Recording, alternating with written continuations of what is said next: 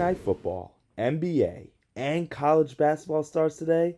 Oh man, Christmas must have come early, baby. I'm so excited, and I've got a best bet in each and every one of those sports today. This is the Free Three. What's up, guys? It's your boy Noble Living back with another DYF Bets video where I'm breaking down my favorite picks and plays of the day as you just try to get to the bag together and make some money. Our last video on Friday went off the week the way we wanted to in a very strong way. We went 2-1 on the day. We cashed in on Julius Randle's rebounds. No sweat bet there. I also told you to sprinkle some on his double-double line. No sweat there as well. We also cashed in on the Nuggets first half team total. No sweat there. And then we did lose on the late night parlay builder as Shaden Sharp got his points, but we did not get over the total with Marcus Smart. I don't know. He might be on the ban list. He can't get 13 points for us in an overtime game. That's a little bit tough. 2-1 on Friday. You can see our year-to-date record right here.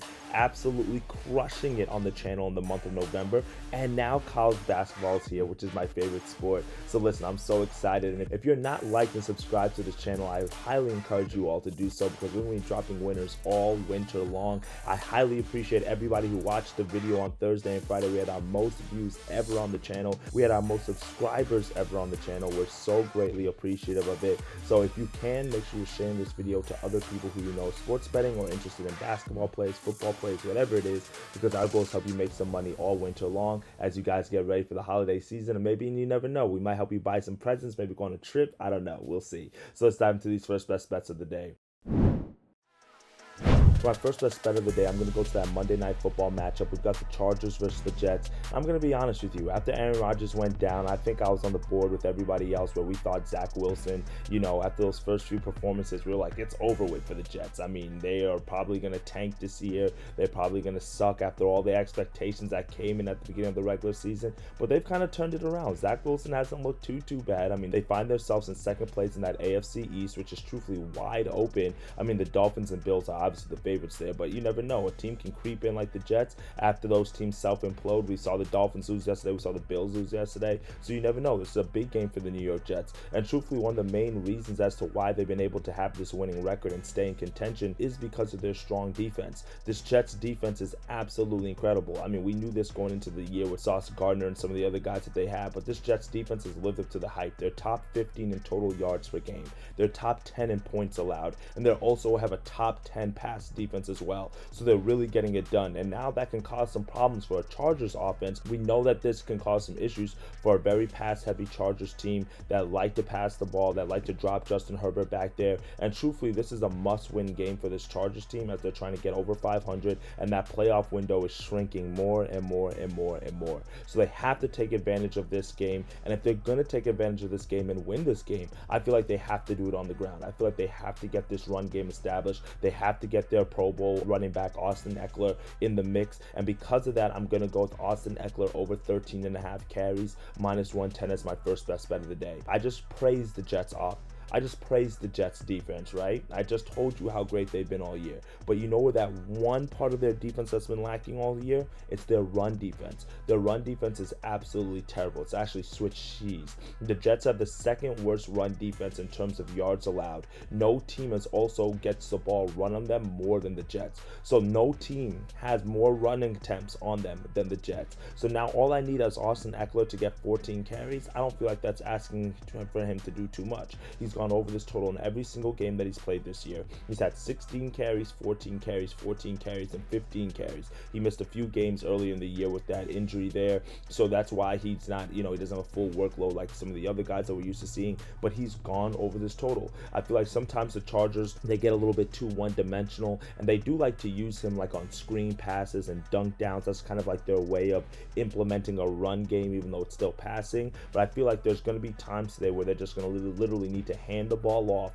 run in between the tackles, get down in the red zone, in between the sticks, and have to run the ball. And then we've got a nice close spread here in between the threes. I think it's 3.5 on some books in favor of the Chargers. So if we think that the Chargers are going to win this game on the road and get back to 500, then I think Austin Eckler has to play a big part of that. And if they're winning the game late in a close game, that means that more carries are going to happen. He's going to get the ball in more running clock situations, which I think is very crucial in today's matchup. So I like Austin Eckler over 13 13.5 carries, just due to the fact of how strong the Jets pass defense is. I feel like the opportunity is with the rush offense for the Chargers. They just have to exploit it. They just have to take advantage of it. I do like his yards over 45.5. I think I see it at certain books, 46.5. I do like that as well if you don't want to go with the carries, just in case you don't think he's going to get the volume, as the volume is something that does matter, obviously, with this pick. But I do like his carries. I think he gets it. He's gone over every game this year. There's no reason why we shouldn't think he should get it this year. And if the coordinators are scouting like we're scouting, then we know that the opportunity lies within this rush defense against this Jets team. So let's go with Austin Eckler over 13.5 carries as our first best bet of the day. For our second best bet of the day, I'm going to head over to the association, and I'm going to take my first full game total of the NBA season. We've taken a few first half team totals, but we haven't taken any full game totals. We have a little bit more data to go off of, and I've been able to watch a little bit of these teams, see how they're playing, see the rotation, see kind of some of the things that they're implementing, the matchups. And today we have a matchup that I think is going to be an absolutely high scoring affair. We've got two teams that are both ranked in the bottom 5 in points allowed per game. That's why I'm going to go with the Pacers and Spurs over 238.5 points, minus 110 odds on DraftKings. Now I see this thing up to 239 on certain books. I would play that as well, 239.5, but that's it. Once we start getting over 240, then I will tell you in my pick only way to take it over 240, right? But let's dive into these numbers a little bit.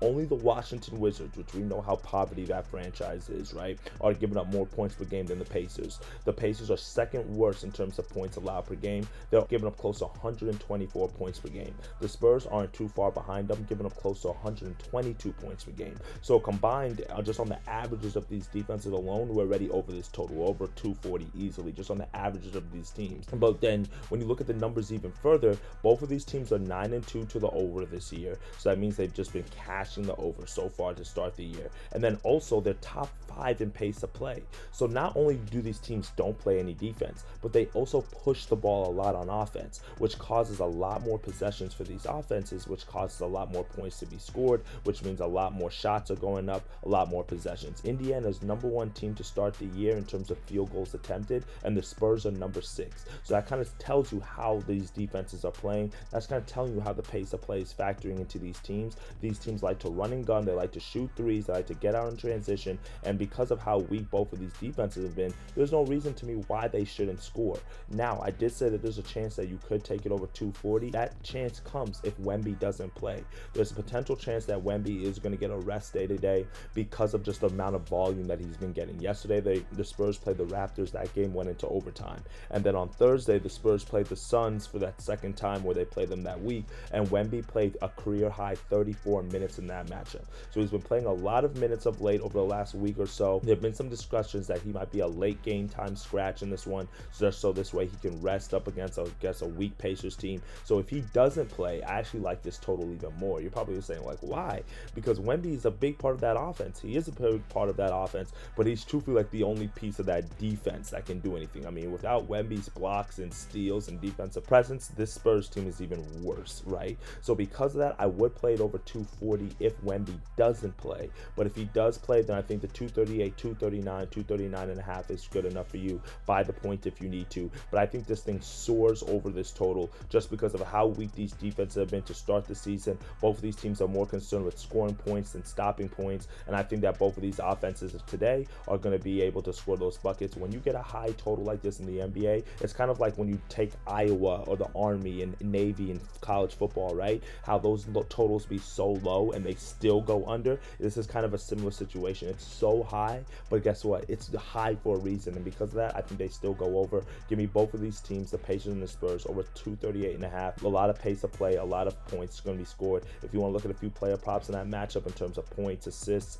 be my guest, as I do think that there are a lot of opportunities there as well. So I've given you one NFL winner. I've given you one NBA winner. Now let's go over to college basketball, because it's the beginning of college basketball season. November 6th, the first week of November, is always my favorite time of the year because I absolutely love college basketball. It's my best sport. It's my favorite sport to handicap. It's the sport that I made the most money in. And if you have not been a part of my group, if you're newer to DYF Bets, welcome. welcome. Glad to have you here watching the channel. But if you are wanting to see more about the college basketball plays that I'm dropping, make sure you click the link in the bio because we're moving over to our Discord group. I'm dropping it exclusively. I've been waiting for college basketball season to drop my Discord group because I want to drop the news group when I'm the hottest. I want to drop the new group when it's the funnest time to bet. And now that we've got all the sports, hockey, college basketball, NBA, baseball just wrapped up, NFL, we've got all the sports working, there's no better platform to use than Discord for us to keep everything organized. So if you want to join our Discord group, click the link in the bio. It's absolutely free for you to join. There is a premium version as well,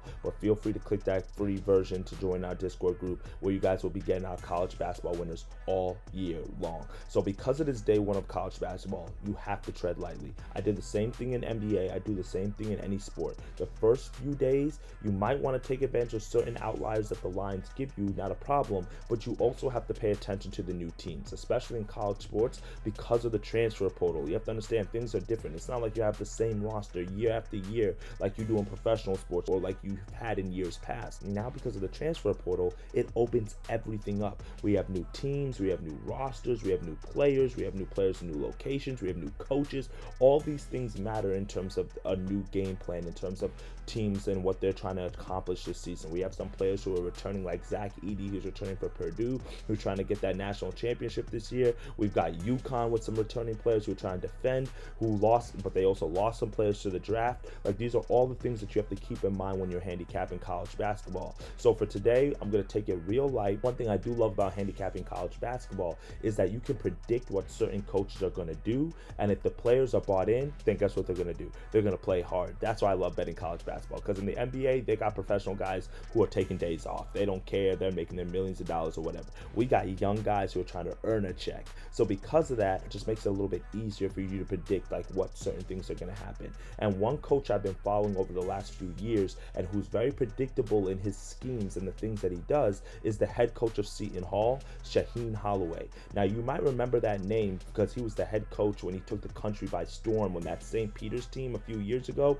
became the first number 15 seed to make it all the way to the elite NCAA tournament. He was the head coach of that team. But because of how well he was able to do with that team, he was able to earn a little bump, a little promotion. He's now the head coach of Seton Hall, which is his alma mater as well. He coached them last year. That was his first year with the program. They barely missed the NCAA tournament, but his defensive principles that led that St. Peter's team to the Elite Eight is the same thing that he's now implementing with this Seton Hall team. And that's why I'm going to go with Seton Hall and St. Peter's under 126.5 points, minus 115 as my third and final best bet. That's right. We've got a new team versus the old team. Well, not exactly, because it's been a few years since that Cinderella team, and St. Peter's, while they still do have a few players from that Cinderella team, like guards Brent Bland and Latrell Reed, I believe that this is a game where offense is going to be at a premium.